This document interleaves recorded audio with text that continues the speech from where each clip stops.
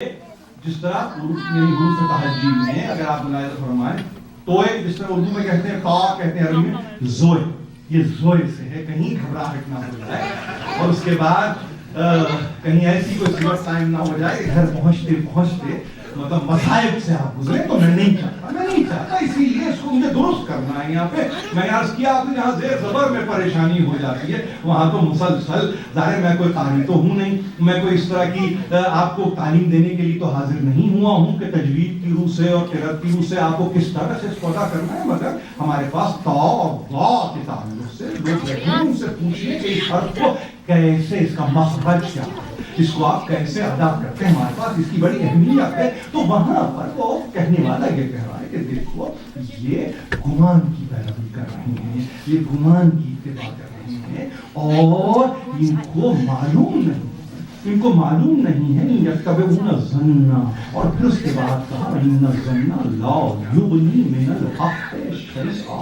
اس کو تو یاد رکھیے کہ یہاں کہنے والا کہہ رہا ہے یہ گمان، یہ تخمین، یہ قیاس، یہ سارے لفظ یاد رکھیں، آنے والی تقریروں میں سارے لفظ آپ کے کام آنے والے لفظ، اس لیے کہ اسی میں تو دنیا کے چہرے چھپے ہوئے ہیں، انہی لفظوں میں تو دنیا کو آپ دیکھیں گے، ظن ہو کہ گمان ہو، تخمین ہو کہ قیاس ہو، اس میں آپ ملاحظہ فرمائیں گے تو آپ یہ محسوس کریں گے کہ جو باتیں کہی جا رہی ہیں وہ کتنی اہم باتیں ہیں.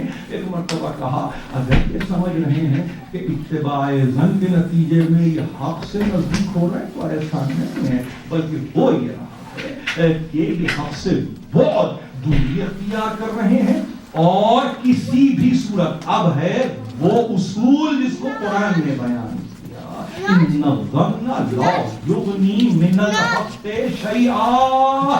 یہ گمان، یہ تخمین، یہ قیاس، یہ کنجیکچر آپ کو حق سے مستغنی نہیں کر سکتا. یہ قرآن کی لفظیات ہے، اس کو سمجھنے کی ضرورت ہے. میرا سب سے بنیادی مسئلہ کو آپ کی خدمت میں کرنا چاہتا ہوں وہ یہ کہ اگر تقریر میں کبھی کوئی ایسا غریب رقم لفظ آ جائے تو اسے میرا نہ سمجھیں. یہ قرآن کا ڈکشن ہے، قرآن کا ترجمہ کرنے والوں کا طرز استدلال ہے، یہ قرآن کی تفسیر کرنے والوں نے ان لفظوں کو وہاں پہ رکھا ہوا ہے اس لیے کہ عام لفظ کو استعمال کریں گے، مسئلہ عامی ہو کے رہ جائے گا. عامی مسئلہ نہیں بنانا ہے، مسئلہ عامی نہیں ہے، ہاں مسئلہ تو ہے مگر اس کو اتنا عامی مسئلہ نہ سمجھے. یہ بھی ایک اصطلاح ہے، آگے چل کے بتاتا ہوں اس کا مطلب بھی کیا ہے. لیکن جہاں سمجھنے کی کوشش کی جائے تو وہاں بس اتنا جانیے کہ ایک اصول قائم ہو گیا کہ حق سے مستغنی، حق سے دوری، حق سے آپ ہاتھ کھینچ کے اٹھ نہیں سکتے بازو سے یہ کہہ کر کے نہیں میں تو گمان کی پیروی کروں گا لہذا حق کے لیے میرا کیا کام، یہ حق سے میرا کیا سروکار. نہیں، آپ کی فراغت نہیں ہوتی، آپ کی فراغت نہیں ہے. خلقت حق پر، موت حق پر، بعثت حق پر، حشر حق پر، نشر حق پر، یہ حق سے دوری ممکن نہیں ہے. اور اس میں اگر ال کا اضافہ کر دیا جائے تو یہ وہ حق ہے جسے آپ ایبسولوٹ کی کیٹیگری میں لا کے کھڑا کرتے ہیں، وہ مطلق حق، وہ ایبسولوٹ جسٹ، کہ جس کے لیے قرآن نے کہا کہ اب ہم تمہیں بتائیں گے اگر اس لفظ کو مجرد رکھ دیتے تو تم یہ کہتے کہ یہ حق ہوتا کیا ہے، یہ الحق ہے کیا.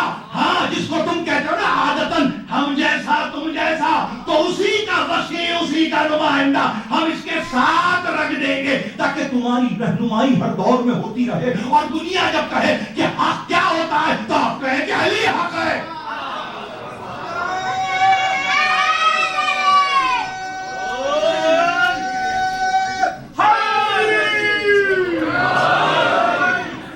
پر 5 7 10 منٹ اور اس کے بعد یہ تقریر ختم کر دوں گا. مجھے نہیں معلوم میں نے کتنا وقت کیا مگر میں صرف آپ سے کروں ان مبادیات کو بچایا ہے امام جعفر صادق علیہ السلام نے.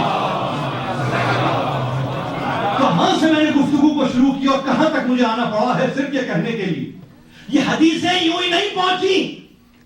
کسی کے ذہن میں اگر یہ بات ہو کہ کوئی ذاکر پہنچاتا ہے، کوئی عالم دے دیتا ہے، کوئی یوں سمجھے صاحب تقویٰ آپ تک کی حدیثوں کو پہنچاتا ہے، نہیں، انتہائی لیجئے. یہ حدیثیں آپ تک آئیں.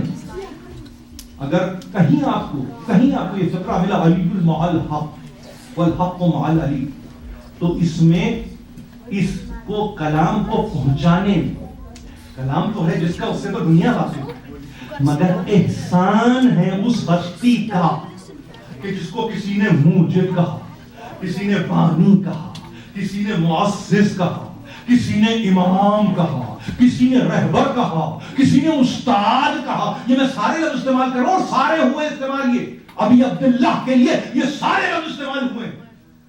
تنہا ایک ہے مگر کتنے مظاہر کا حامل ہے.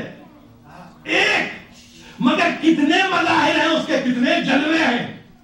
جب ایک کے اتنے جلوے زمین پہ ہو سکتے ہیں تو وہ جو اس ایک کا پیدا کرنے والا اور ایک ہے، اس کے کتنے جلوے ہوں گے؟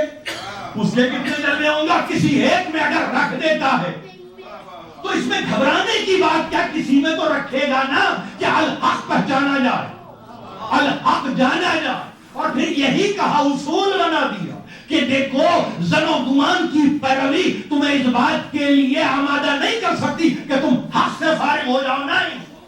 نہیں، حق سے فارغ نہیں ہو سکتے. یہ حق ہتکڑی ہے، یہ حق بیڑی ہے، یہ حق توق ہے جو تمہارے لیے ہے اور تمہاں پر ڈال دیا گیا ہے. اس سے فرار ممکن نہیں ہے، اس سے فرار ممکن نہیں ہے. اگر اسے تم سمجھتے ہو کہ زندگی زندان کی صورت اختیار کر لے گی تو یہ تمہاری سوچ ہے. ہم تمہیں زندان میں رکھے ہوئے نہیں ہیں، ہم نے تمہیں قید خانے میں نہیں رکھا ہے. ہم نے حق کی رہبری میں تمہیں اس لیے رہنے کی اجازت دی ہے تاکہ تم اپنی زندگی کے شب و روز کو اس میزان میں جانچ لو، اس میزان سے پرکھ لو، تاکہ تمہیں ہمارے دربار میں آنے سے پہلے کم از کم ایک ایسی منزل سے تو تم خود گزرو کہ جہاں تم یہ کہہ سکو کہ ہاں اپنے عمل کو میں نے اس دنیا میں بھی تولا تھا. تو تنہا تولنے والا نہیں ہے. دیکھیے مغز متفکر کی بات کر رہے تھے، یہی تو چاہتے تھے وہ بھی جن کے تذکرے کے لیے ہم نے. تم یہاں تو دیکھو کہ تمہارا عمل کیا ہے. تم اتنے نابینا جاؤ گے، تم اتنے سمن بکمن کی منزل پر جاؤ گے کہ جہاں وہ تمہیں بتائے گے تم کیا کر کے آ رہے ہو. باخبر خبر رکھتا ہے، باخبر کو خبر دی نہیں جاتی. جو اپنے آپ کو کہتا ہے کہ میں باخبر ہوں، اس کا مطلب یہ مطلع ہے، اس کو اطلاع ہو چکی ہے، وہ جانتا ہے. آپ اندازے قائم کرتے ہیں، آپ تقریریں لگاتے ہیں، مگر پھر کہا جو چاہو کرو، مگر دیکھو کہیں قیاس کی پیروی نہ کرنا، کہیں گمان کی پیروی نہ کرنا. اس لیے کہ یہ قیاس ہو کہ گمان ہو، یہ تمہیں حق سے الگ نہیں کر سکتے. حق کے ساتھ تمہیں مستقلاً رہنا ہے، مستقلاً رہنا. آنے واحد کے لیے بھی حق سے دوری ممکن نہیں ہے. آنے واحد کے لیے، چشم زدن کے لیے بھی، لمحۃ البصر کے لیے بھی ممکن نہیں ہے. یعنی آپ کی آنکھ جھپکنے کی جو رفتار، اس کے لیے بھی آپ حق سے دوری اختیار نہیں کر سکتے. اس کو اختیار نہیں کیا جا سکتا، اس لیے کہ یہ من جانب الحق ہے. یہ آپ اختیار نہیں کر سکتے، انکار کر سکتے، اختیار نہیں کہ نہیں میں چھوڑ دوں گا. نہیں، یہ آپ کر ہی نہیں سکتے. سسٹم کا حصہ ہیں، حق کے اسیر ہیں، الحق کے پابند ہیں. آپ سمجھتے رہیے، جتنا چاہے سمجھ لیجئے، مگر آپ اس سے دور نہیں ہیں.